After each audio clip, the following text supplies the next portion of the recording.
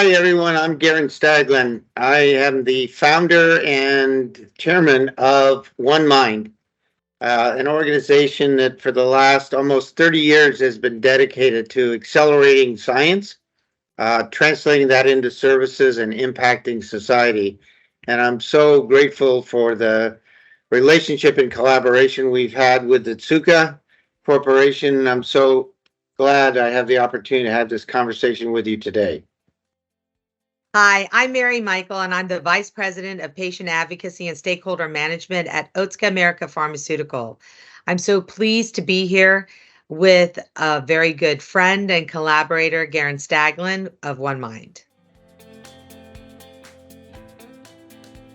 One Mind is looking at a lot of different ways of making a difference. Your Rising Star Awards is looking at novel ways of, managing or treating or even identifying and diagnosis. Also, the One Mind Accelerator looking at some digital assets and some digital ways of doing that.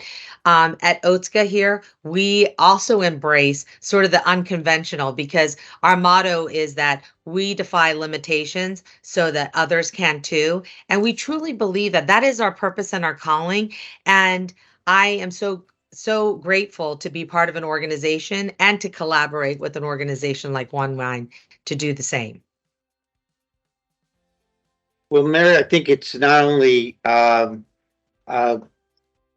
that you just mentioned, but you also walk the walk as well as the talk, right? So Otsuka has been an incredibly important member of our global coalition of employers to try to change culture with inside organizations. Because when we first started the concept of One Mind, we said, what is the best way for us to impact society and change this whole paradigm of thought around mental health, mental illness into brain health and brain fitness?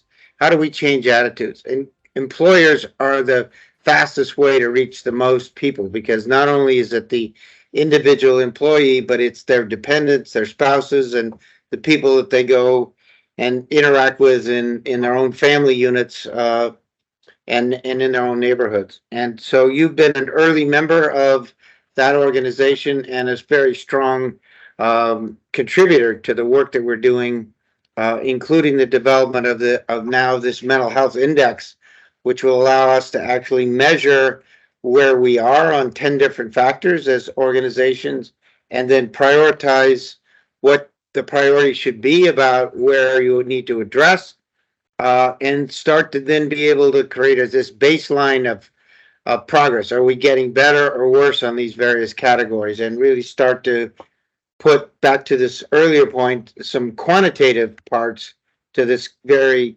important qualitative issue of making mental health a priority for America. At Otsuka, some of the programs that we have developed to really help individuals with mental illness, we've created a program called the Otsuka Patient Education Network. And it is a collection of stories. They're just snippets. It's almost like a Pinterest wall where individuals and living with different serious mental illnesses, and then those who support them kind of talk about their perspective. And that was our first foray into creating stories for other people to hear so that they knew that they were not alone in their mental health journey. So that's like one example that we have, an example of a program that we've created. We've created some incredible coalition and collaborations like with One Mind at Work, and it really supporting initiatives such as the One Mind at Work initiative with the Mental Health Index, so that we as an Otsuka company can not only look outside, but also look within to see how we can identify programs of support for our colleagues. So those are just a couple of things that we supported both outside and in. We get calls all the time from parents who are caregivers basically for their loved one who's now experienced this illness. And sometimes, and most of the time, it's a surprise. They didn't see it coming. They don't know what to do. because there isn't a guidebook for parents with a child with a mental illness. we have resources, but it isn't, it's not written in such a way that you know what to do in the next 30 minutes to make your child feel better. So my guidance, not being a doctor, but having navigated this with others, is that the first, there are two conditions that you as a parent can do, or as a caregiver. The first is unconditional love. And that has such an important healing power. And that really translates to mean that no matter what you do, no matter how angry you get with me, no matter how mad you are yourself, or what acts you commit, even without, because of your illness, I'm never going to leave you. I'm always going to be here with you. Unconditional love is a powerful healer, and it's a necessary component. The second one is patience, because these are chronic and lifetime illnesses, at least until you and your teams continue on the great work you're doing. But as parents, we want the silver bullet, right? We want the pill that gives this person what they need, and then we're done with that. Now we move on with our life the way it was. It doesn't work that way. So I would say unconditional love and patience are the most powerful thing, which really fits into this context of the fact that people, place, and purpose are so important to the recovery of anyone with any illness. But the people around you who support you, the place that you're in that allows that to happen, and the fact that you have a purpose in life is what gives you the resiliency. One of the things that I also want to kind of share with anybody who's listening is that Otsuka is a sponsor of Family to Family. And, Garen, you talked about, you get calls left and right from Yes. families who are, entering crisis, right, with their loved ones. And, when I get calls from colleagues or friends or, whoever it might be, I also recommend that people look into Family to Family, which is a wonderful program that NAMI has put together so that families and those, people who are supporting individuals with mental illnesses can learn from other families. And it's a free program, I believe, that families can learn from other families about how to navigate the healthcare system, how to support their loved one.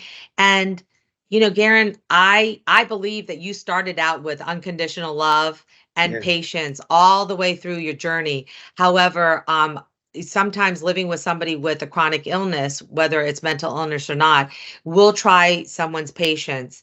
Yeah. And so I think it's really important to kind of find that community again as Sure. part of the ecosystem. Garen, I just want to thank you for your time. And really, quite frankly, your leadership, your vision.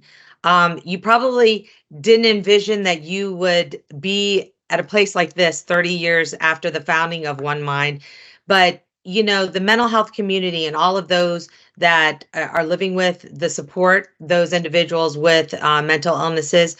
I mean, we so thank you, and organizations like One Mind, as well as other organizations, for really paving the way and not taking sort of status quo and being satisfied. And I think allowing people with mental illnesses find a new great is probably one of the greatest things that we can do for one another. Mary, it's personal for me, and to my earlier comment, if you can combine personal persistency and a very passion, because nothing happens without passion. So we bring all those three things, but I think we've been able to add the professionalism of bringing a long and successful career in corporate America and venture and private equity to this, that the impact has been terrific. People ask me, are you happy? I said, look, I am pleased with our progress, but I'm in no way complacent because we still have a long way to go. And thanks to partners like Otsuka, we're going to get there. And so thank you so much for your support and the opportunity to share our story and to have you tell your audience the great work that you are doing.